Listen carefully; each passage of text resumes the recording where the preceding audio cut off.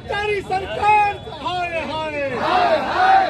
पुलवामा हमला के बहाने देश की सत्ता पर काबिज करने के लिए नरेंद्र मोदी की सरकार ने जिस तरह की साजिश रची और 40 शहीद सैनिक हुए, उन शहीदों का अपमान हुआ, उनकी पत्नी विधवा हुई। सैनिक विरोधी नरेंद्र मोदी की सरकार, हाय हाय हाय हाय हाय। का अपमान नहीं सहेगा हिंदुस्तान, नहीं सहेगा हिंदुस्तान। इस्तेमाल किया पुलवामा में जो हमला हुआ था सैनिकों पर, आज उन्हें अनुकंपा तो नौकरी आप खत्म ही कर दिए हैं। सैनिकों का कितना अपमान आप कर रहे हैं, उसका सिर्फ राजनीति इस्तेमाल कर रहे हैं। आपने वोट लेकर के सरकार बना। न्यूज़ फाउंडेशन देख रहे हैं, मैं हूं आपके साथ वंदना। एक तरफ बिहार में राजद सुप्रीमो लालू प्रसाद यादव पटना पहुंच चुके हैं, तो दूसरे तरफ जदयू की ओर से भी जो है प्रदर्शन किया जा रहा है। क्या कारण है, क्यों सड़क पर हैं? क्योंकि ये लोग तो सरकार में हैं, फिर सरकार में रहते हुए फिर सड़क पर क्यों आना पड़ा? पुलवामा में जो हमारे 40 शहीद सैनिक हो गए थे, उन शहीद सैनिकों के बारे में संवैधानिक पद पर बैठे सतपाल मलिक जी ने उसका पूरा पर्दाफाश किया है। अगर उन जवानों को मिला रहता हवाई जहाज़, उसके तहत वह अगर गए रहते तो हमारे सैनिक शहीद नहीं हुए रहते। पुलवामा हमला के बहाने देश की सत्ता पर काबिज करने के लिए नरेंद्र मोदी की सरकार ने जिस तरह की साजिश रची और 40 शहीद सैनिक हुए, उन शहीदों का अपमान हुआ, उनकी पत्नी विधवा हुई, जिसका आज खुलासा सतपाल मलिक जी ने किया है। उसको लेकर पूरा आक्रोश इस देश में है और जनता दल इसीलिए लोग जयप्रकाश नारायण से लेकर के मूर्ति से हम लोग शहीद मार्ग तक जा रहे हैं कि देश की सरकार ने सैनिकों का अपमान किया है।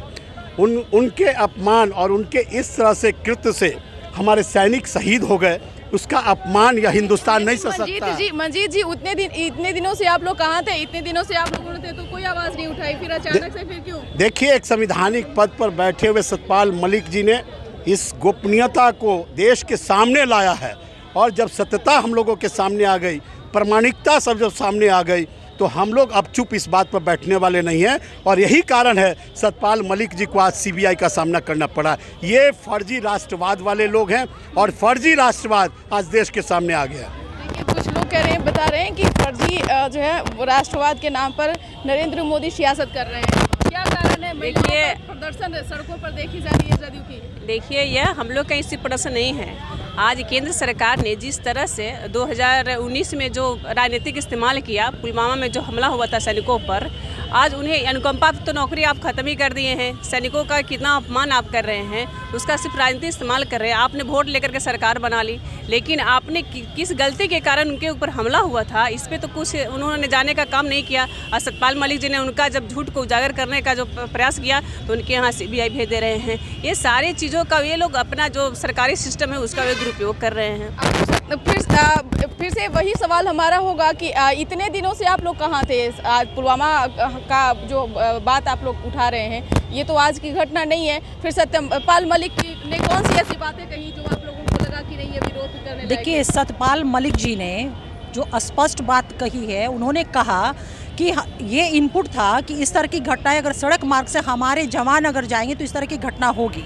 दूसरी बात कि हेलीकॉप्टर देने की उन्होंने बात कही थी, और जिसके सतपाल मलिक अपने बातों से क्यों मुकर रहे हैं? बिल्कुल नहीं मुकर रहे, वो तो स्टैंड किए हुए, वो तो बोल रहे हैं इस चीज़ को कि हमने हेलीकॉप्टर के लिए कहा था, हेलीकॉप्टर नहीं मिला, जिसके वजह से हमारे जवान शहीद हुए। दूसरी चीज़ है कि सतपाल मलिक जी ने जो बातें कही, इस बात का ये प्रमाण है कि हमारे जो भारत का खुफिया तंत्र है, क्योंकि इस तरह की तैयारी जो आतंकवादियों ने किया था, ऐसी तैयारी करने में महीनों वक्त लगता है। तो भारत खुफिया का जो अपना खुफिया तंत्र है, कहीं ना कहीं क्या चूक हुई है, ये भी देखने वाली बात है। लेकिन देखने वाली बात है कि सतपाल मलिक जी के इस उद्भेदन पे अभी तक केंद्र की सरकार, मोदी सरकार और गृह मंत्री जी हमारे मुंह नहीं खोले। लेकिन हाँ, एक काम जरूर किया है हमारे केंद्र की सरकार ने कि उन पे सीबीआई इंक्वायरी और सीबीआई को सम्मन करके उन्हें जरूर बुला लिया गया है।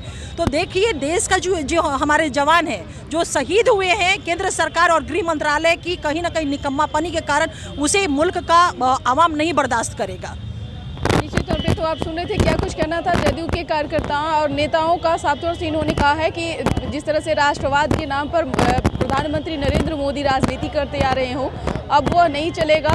हालांकि बता दें कि 2024 में चुनाव होना है और विपक्षी गोलबंद करने में नीतीश कुमार लगे हुए हैं, तो जाहिर सी बात है कि कोई कसर बीजेपी को लेकर ये लोग नहीं छोड़ने वाले हैं। ऐसे में पुलवामा में हुई घटना को लेकर एक बार फिर से जदयू की ओर से उठाया जा रहा है, लेकिन इसका क्या खास असर बिहार की राजनीति में पड़ेगा ये तो आने वाला वक्त ही तय करेगा। इस खबर बस इतना ही। बने रहिए न्यूज़ नेशन के साथ। धन्यवाद।